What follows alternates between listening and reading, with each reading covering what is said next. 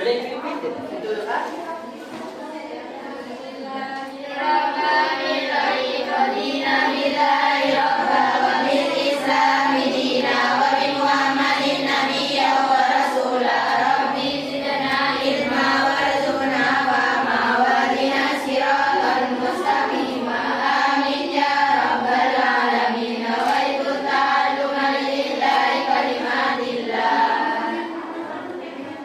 Ada yang dah masuk? Masuk semua? Kelasnya dulu ya. Kita dia pita letak. Ada?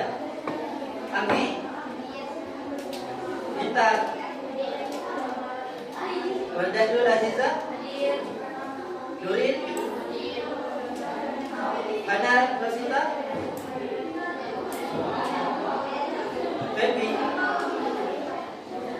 Sinta? Sabara? Nobita Yudin Sari? Dari Matur? Siti Amelia? Arhanita? Ardanita? Zakiatul? Abdullah? Vera? Kakak berarti ya? Alhamdulillah. Kemarin sampai apa pelajarannya? Bukan sampai kegiatan ekonomi. Ingat kakak kegiatan ekonomi kemarinannya? Ingat masih? Kan sampai kegiatan ekonomi kan? Ingat tak masih? Mbak, saya nanya, yuk yang bisa jawab. Satu. Siapa yang mau jawab yuk? Satu. Yuk. Apa yang dimaksud dengan kegiatan produksi di dalam ekonomi? Bisa? Coba.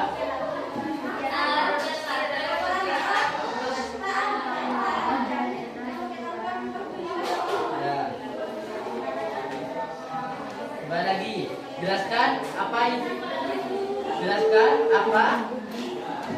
pelaku ekonomi. Ya. Pelaku kegiatan ekonomi adalah semua pihak yang terlibat dalam kegiatan produksi, distribusi, dan konsumsi barang dan jasa. Ya. Jelaskan perbedaan antara kegiatan konsumsi dan distribusi.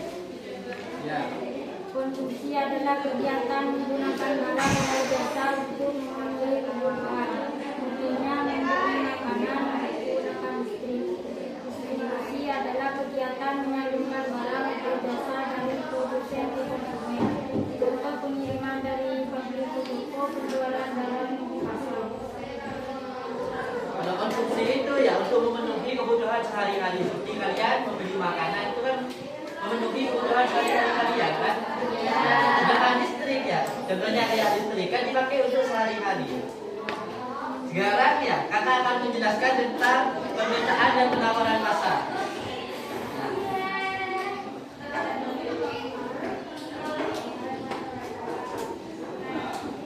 Bisa ditulis ya, ini untuk penawaran.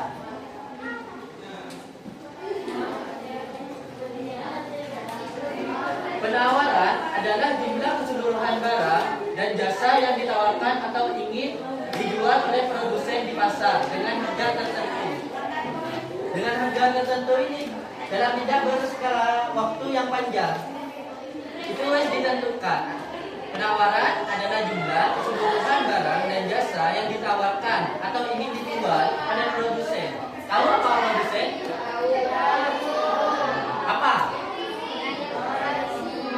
Nah, ya, orang yang produksi barang itu tersebut dengan harga tertentu dan pada waktu tertentu. Hukum penawaran, ya. Hukum penawaran, semakin tinggi harga suatu barang, semakin banyak kuantitas yang ditawarkan. Nah, semakin tinggi harga suatu barang, contohnya ya. Nah ini petani kopi yang meningkatkan produksi saat harga kopi naik. Semakin tinggi harganya kopi, maka semakin banyak, semakin para petani kopi itu menjual lebih banyak. Sedangkan ya, coba harga murah kan mesti ditimbun kan kadang yang petani kopi tidak dijual itu. Sedangkan kalau harga banyak, harga tinggi ya, kalau petani kopi itu berlomba-lomba menjual karena harganya sedang tinggi. Bukan cuma kopi, kalau cabai kan kadang mahal, kadang rendah. Sedangkan kalau murah, para petani itu udah panen. Sedangkan kalau mahal, buru-buru panen karena kejar harga.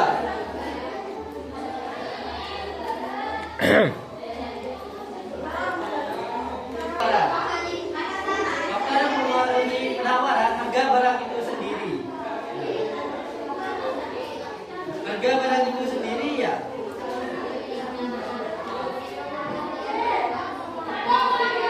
Harga barang itu sendiri. Jika harga naik, produsen cenderung menawarkan lebih tinggi. Sebaliknya jika harga turun, penawaran cenderung menurun. Berarti penawaran jika naik, maka banyak produsen cenderung menawarkan lebih banyak. Karena kan kayak barusan kejar harga ya. Kalau barang itu sendiri, jika harganya naik, makanya para produsen itu menjual lebih banyak. Sedangkan harga turun, produsen jualnya lebih sedikit sesuai kebutuhan kadang. Nah, harga barang lain itu ya, contohnya seperti tanam kopi. Kan kopi walaupun mahal ya kan kita gitu pupuk tadi. Itu kan harga barang lain. Nah, pupuk itu kan masuk juga. Masa kita ada hitung untung kan? Karena mesti hitung juga. Nah, itu contohnya harga barang lain yang terkait yang produk tersebut. Nah, harga faktor produksi. Harga faktor produksi itu kita produksinya, contohnya kayak kayak buat donat ya. Biaya produksinya berapa kan kita hitung juga. Kita untuk biaya produksinya sekian, kita di total sekiranya kita dapat untung. Sedangkan kalau kita dapat untung, buat apa jualan? Teknologi produksi. Teknologi produksi ya. Sekarang kan banyak yang perusahaan memakai mesin. Contohnya, masa dia kalau kita buat plastik kita mau pakai tangan. Kan kadang kita buat kemasan aja pakai mesin kadang kan.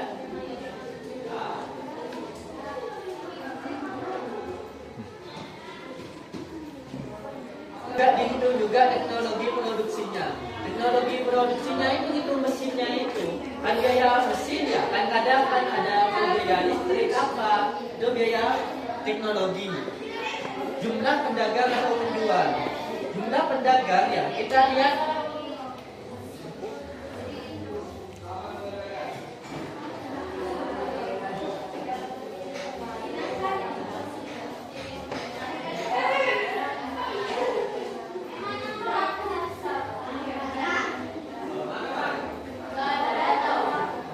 jumlah pedagang atau penjual.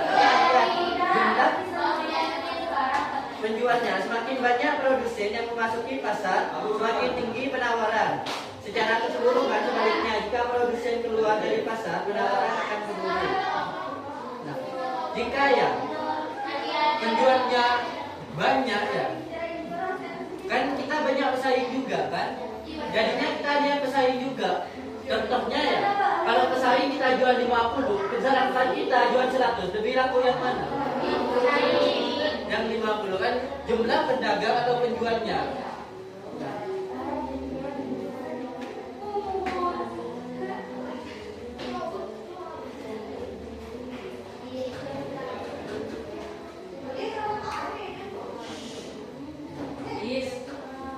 Tujuan perusahaan. Tujuan perusahaan ini ya, Tujuannya.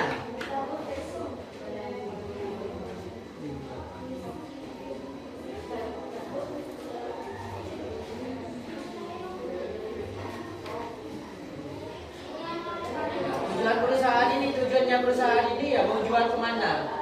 Contohnya kayak alat-alat rumah tangga. Masa iya tujuannya ke kebun? Kan kita beda. Tujuannya kalau pupuk kan pertanian gitu. Tujuan perusahaan itu kemana?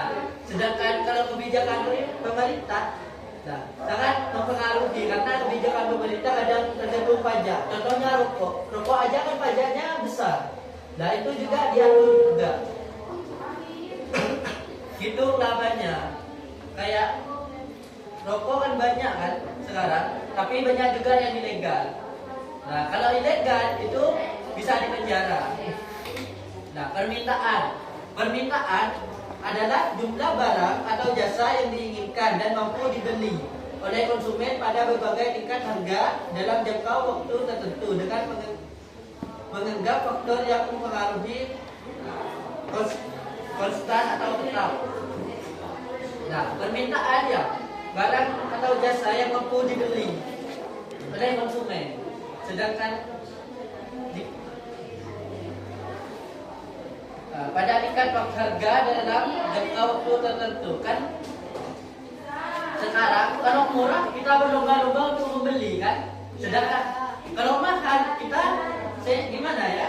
Jangan langsung membeli, nunggu diskon kadang kan, nunggu turunnya harga.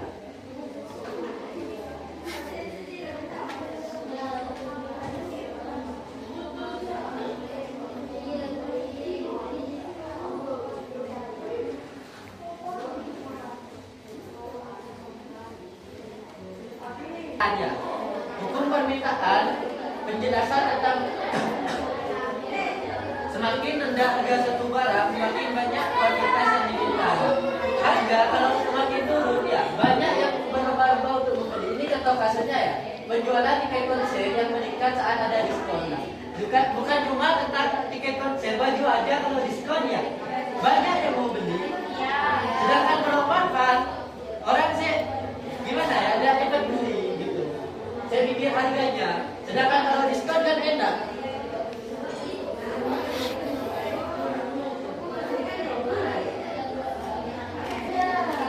Faktor yang mempengaruhi permintaan sama kayak faktor yang mempengaruhi penawaran barusan.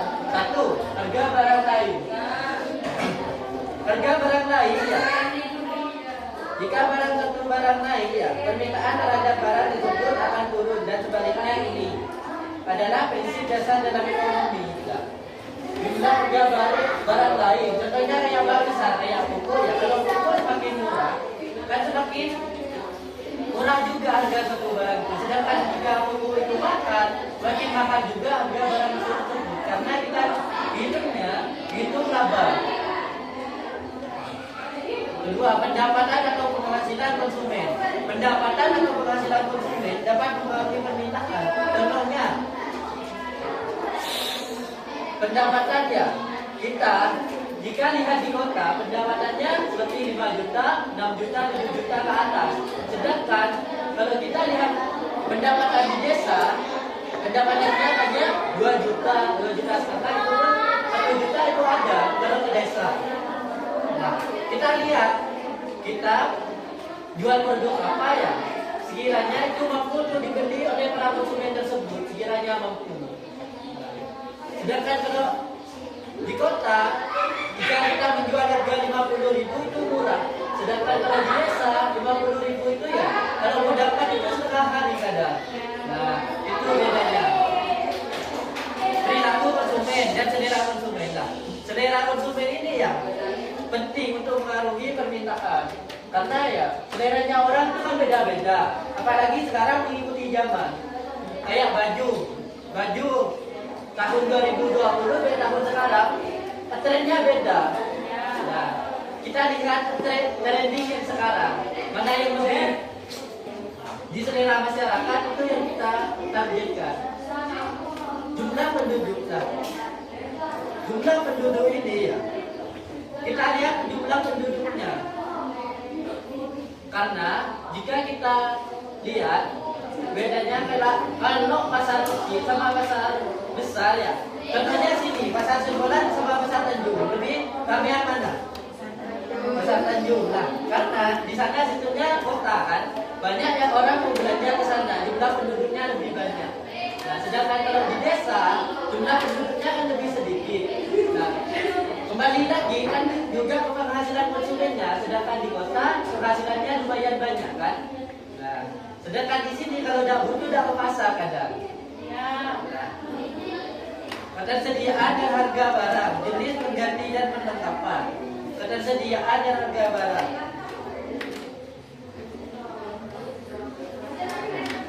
Ketersediaan dan harga barang sejenis pengganti dan pelengkap.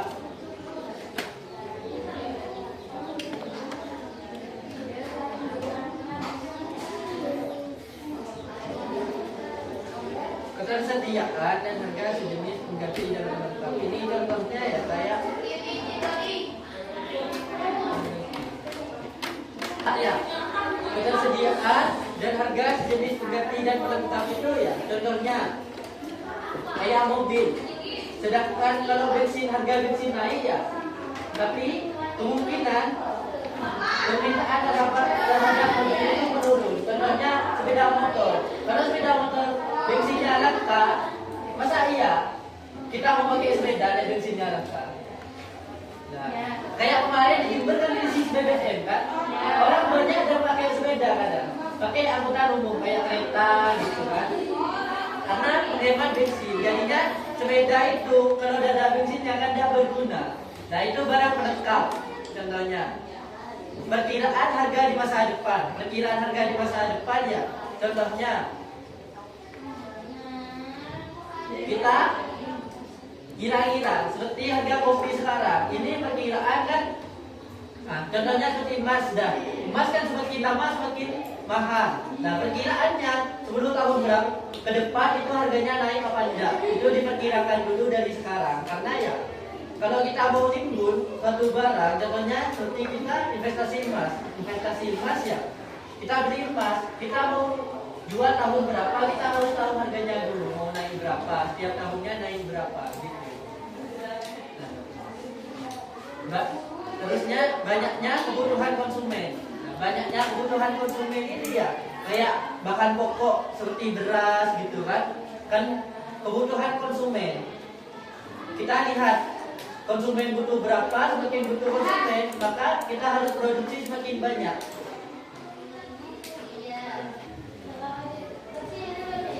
Kesimpulannya dari materi tersebut, permintaan, penawaran dan pasar saling berkaitan dalam menentukan harga dan jumlah barang di pasar. Persepsi menunjukkan keinginan konsumen untuk membeli. Penawaran menunjukkan kesediaan produsen untuk menjual. Sedangkan pasar menjadi tempat keduanya bertemu hingga tercapai keseimbangan harga. Nah, sedangkan pasar ada dua. Pasar itu ada yang online, ada yang offline. Tahu yang online kayak apa? Ya. Kayak apa contohnya? Kopi. Itu ya? Sedangkan kalau offline, pasar apa? Pasar Simbolan. Pasar itu ya dibagi menjadi dua juga. Pasar modern dan pasar tradisional. Tahu contohnya seperti apa? Pasar modern. Iya. Kayak apa? Ya, kayak mall, kayak taksi kan ya. Nah, sedangkan kalau toko tradisional, kalau pasar tradisional, kayak pasar Tanjung, kayak pasar Simbolan itu bisa disebut. Nah, mungkin ada yang nggak ngerti, coba ditanyakan. Ya. Bagaimana kemajuan teknologi dapat mempengaruhi dasar suatu bangsa? Kemajuan teknologi itu ya sangat berpengaruh pasti. Contohnya seperti handphone. Handphone ya, kalau semakin lama kita ikuti trending kan. Kalau yang sekarang iPhone 15 baru keluar, sedangkan iPhone 13 harganya akan turun apa enggak? Nah, itu kemajuan teknologi. Semakin teknologi itu makin canggih, makanya harganya semakin mahal. Jadi